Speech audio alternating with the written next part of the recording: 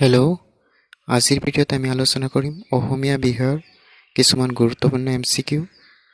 গতিকে ভিডিঅ'টো শেষলৈকে চাই থাকিব।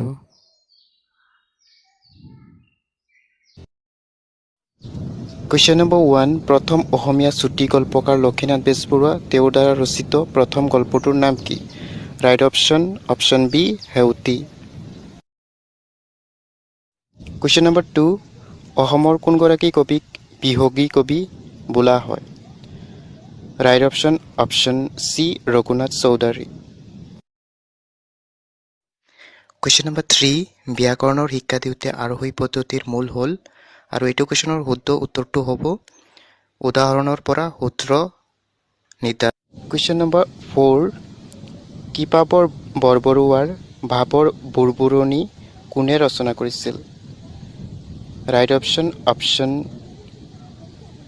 C Lakshminath Bezbaroa. Question number 5, Nirmalprabha বৰদলৈয়ে সাহিত্য অকাডেমী বঁটা লাভ কৰা পুথিখনৰ নাম হ'ল? অপশ্যন বি সুদীৰ্ঘ দিন আৰু ঋতু। কুৱেশ্যন নম্বৰ 6, সাগৰ দেখিছা কবিতা পুথিখনৰ ৰচক কোন? Right option, option B Nabakanta Barua. Question number 7, শিশুৰ ব্যক্তিত্ব বিকাশত কি ভাষাই সহায় কৰে? ৰাইট অপশ্যন, অপশ্যন ডি মাতৃভাষাই। কুৱেশ্যন নম্বৰ 8, অংকীয়া নাটত কাৰ জৰিয়তে নাটকৰ কাহিনী বৰ্ণনা কৰা হয়?